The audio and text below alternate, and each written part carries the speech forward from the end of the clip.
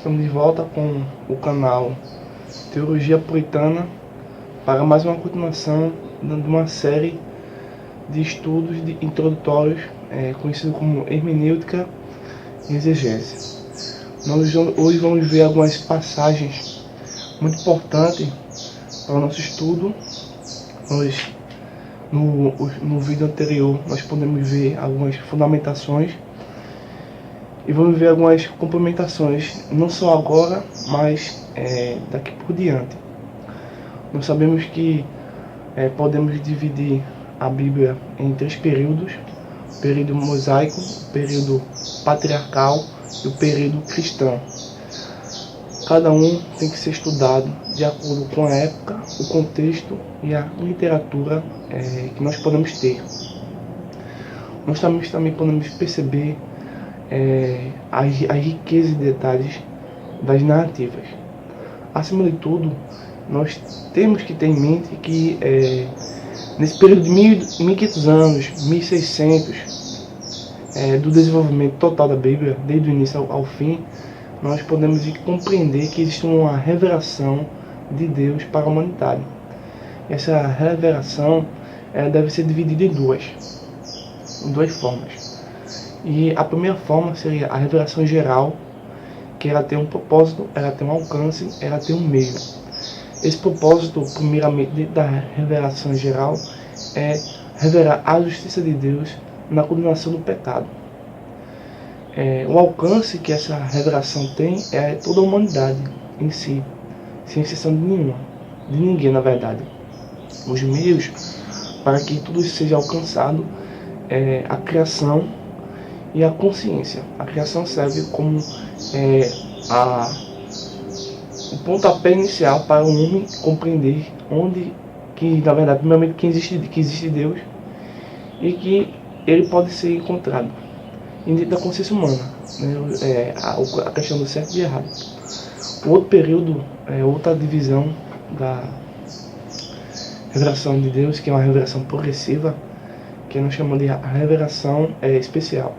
Ela também possui um propósito, ela também possui um alcance, ela também possui um meio. Isso é importante para a gente ter o estudo bíblico correto. Essa revelação especial, ela tenta e consegue trazer a justiça de Deus na salvação do pecador, através do único Filho de Deus. O alcance é o indivíduo. Veja a diferença.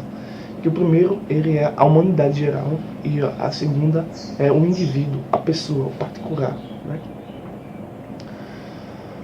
Alcance.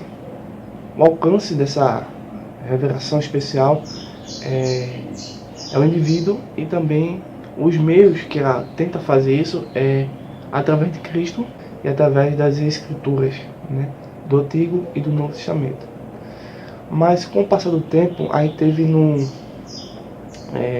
dentro da história a gente pode ver algumas traduções, alguns comentários, algumas explicações desde os primórdios, como por exemplo, vamos citar aqui, mesmo não com riqueza de detalhes, a Septuaginta, uma tradução feita hebraico para o grego, que foi composto por 70 ou 72 eruditos judeus. E acima de tudo também vamos poder ver o Targum, que significa uma tradução, comentários que serviu para ajudar o entendimento das pessoas. Também temos o Midrash, que significa a pesquisa, e assim por diante nós vemos que os judeus e cristãos começam a produzir materiais que tentam explicar as escrituras, trabalhar a hermenêutica e a exegese. Eu tenho aqui uma literatura de uma organização religiosa que eu achei muito importante eu trazer aqui, fazer uma citação breve, apesar de que citar toda a página é importante também, mas é só um ponto aqui. Eu tenho aqui em minhas mãos a literatura chamada A Verdade que Conduz à Vida Eterna, né? A Verdade que Conduz à Vida Eterna. Testemunho de Jeová Eu não sei se elas seguem isso, mas nós vamos tentar seguir isso. Não só nós, mas como qualquer outro pessoal que tem religião. Por que eu digo isso? Por quê? Porque é importante para um estudo bíblico saber se estamos seguindo ou não, de fato, as doutrinas corretas. Né? E se não estamos, devemos abandonar. E se estamos, devemos fortificar cada vez mais. Então, eu acho que esse texto aqui reflete bem isso.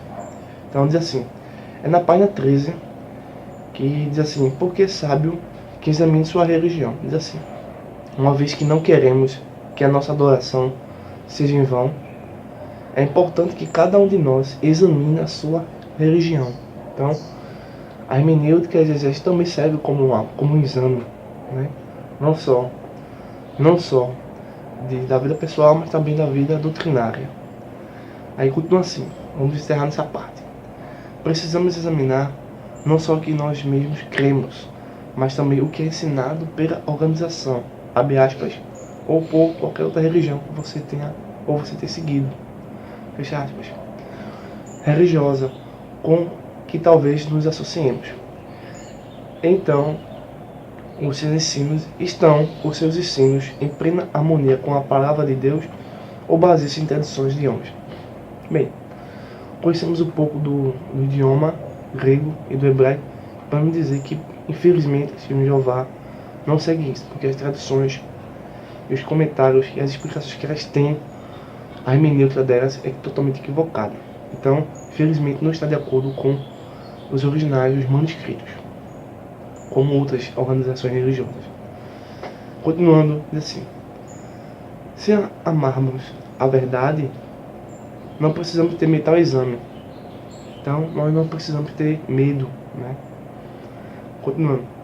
Cada um de nós deve ter o desejo sincero de aprender a vontade de Deus para nós e depois fazê-la. Então, nós devemos ter a vontade sincera de aprender a vontade de Deus. Então, ele faz citação aqui de João capítulo 8, versículo 32. Então, é importante, tá aqui, tá bom? É importante a gente ter essa ideia, né? Mesmo que os seguidores não tenham, nós temos. Então, o que nós vamos ver agora? Nós vamos ver a Bíblia é importante para o estudo atual, e sabendo que tudo é uma crítica, até mesmo defasada, e uma crítica que é uma reencarnação, que na verdade já foi refutada, já foi respondida. Temos bons argumentos para isso. A Bíblia é importante para os nossos dias, sim, porque é a verdade, é o caminho e a vida. João 14, versículo 6. Então, é importante por esse elemento. É importante porque Deus se comunicou e quer que nós realmente tenhamos comunhão com Ele. É importante estudar a Bíblia porque o próprio Evangelho nos ensina a fazer isso. Está escrito em Lucas 1:4. Vamos ver isso, qual é importante de estudar a Bíblia. Tem aqui uma tradução, aqui na minha mão. Eu vou achar aqui rapidinho. Lucas fica no Novo Testamento, depois de Marcos 1:4. Por que estudar, ou por que a Bíblia é tão importante para nossos dias, ou para cada um de nós. Lucas 1:4 diz assim, na verdade nós vamos ver algumas passagens nesse vídeo, esse 1:4, para que tenhas plena certeza das verdades em que fostes instruído. Então, Lucas está escrevendo para um homem chamado Teófilo. Ele está dando uma exposição em ordem, apesar de que o autor tem a liberdade de escolher qual passagem ou qual evento inserir no texto, ou fazer um resumo, ou explicar, ou de certa forma evitar algum detalhe em que outro evangelista vai explicar ou não. Então, para nós termos a plena certeza em que nós fomos instruídos. Então, o Evangelho, que as boas novas, significa boas novas, não é uma invenção. Nós vamos ver uma outra passagem que está em Salmos 23, versículo 1. Já é no Antigo Testamento, que é uma literatura poética, 23:1. Salmo 23:1 diz assim: o Senhor é meu pastor, nada me faltará. Então, de acordo com a ideia e o propósito do nosso estudo, é que Deus vai nos dar condições de continuar nos dando força, nos dando graça e entendimento para podermos concluir esse estudo. O próximo versículo é voltando ao Novo Testamento, que é o penúltimo livro do Novo Testamento, que se chama Judas, que é antes do Apocalipse. O versículo 3. Então, por que estudar a Bíblia? Por que estudar hermenêutica? Por que estudar exegese? Amados, quando empregava toda a diligência em escrever-vos acerca da nossa comum salvação, foi que me senti obrigado a corresponder-me convosco, exortando-vos a batalhardes diligentemente pela fé, que uma vez foi dada por todas, foi entregue aos santos. Então, é uma batalha pela fé, né? Uma defesa pela fé e também uma forma de viver a fé. Porque ninguém batalha senão aquele que vive, né? Um outro texto muito importante que nós vamos ver também, que fundamenta nosso estudo, é Atos capítulo 8, que é no Novo Testamento. Então, é uma carta histórica que explica como foi o desenvolvimento da igreja e o que ocorreu depois que Jesus foi assunto aos céus. Capítulo 8, versículo 30 ao 35. É bem rápido a passagem, que ela diz assim, 30 ao 35. Ora, as escrituras, a passagem da escritura que estava lendo era esta: foi levado como ovelha ao matadouro e como um cordeiro mudo perante os seus tosqueadores. Assim ele não abriu a boca. Na sua humilhação lhe negaram justiça. Quem poderá descrever a geração? Porque da terra a sua vida é tirada. Então o eunuco disse a Filipe: peço-te que me expliques. Então, veja o ponto. A hermenêutica, juntamente com a exegese, apesar de que tem uma relação muito importante, mas há uma distinção. Tentam, como ciência, como arte, nos explicar a interpretação. Então, esse eunuco está pedindo a Filipe uma explicação. Aí diz assim: a quem se refere o profeta? Veja que faz uma pergunta. Ao estudar a Bíblia, aí devemos fazer pergunta ao texto. Aí, ponto. Fala de si mesmo ou de outro. Então, versículo 35 para a gente fechar essa passagem. Então, Filipe explicou, começando por esta passagem da Escritura, anunciou-lhe a Jesus. Então, não só a hermenêutica, mas o estudioso bíblico pesquisador que é comprometido com a verdade deve dar explicações ao que está perdido, ao que necessita da verdade, do caminho da vida. Então, vamos ter o mesmo exemplo de Filipe, que fez isso com o eunuco. Então, que Deus nos abençoe. Também temos uma outra questão em termos da introdução que nós estamos trabalhando com vocês, que é: se a Bíblia de difícil compreensão? Tem alguma difícil compreensão? Como compreender a Bíblia? Só os estudiosos podem entender a Bíblia?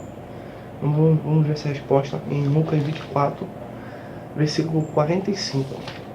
Tá? Aí você tem Lucas, tem João. Aí Lucas 24, verso 45 diz assim: então lhes abriu o entendimento para compreender as Escrituras. Gente, é importante o estudo correto, as implicações, as pressuposições corretas. Mais importante é que o autor sobrenatural abra sua mente para você entender e receber a transformação que só o Evangelho pode causar na sua vida.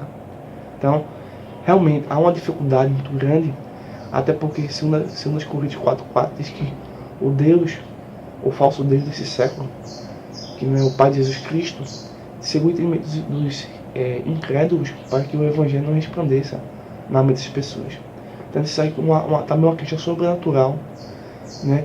Mas isso não significa que a minha experiência vai ser determinante para o entendimento. Pelo contrário, para entender a Bíblia é necessário o estudo e também que o autor esteja comigo em comunhão, porque não pode haver conflito.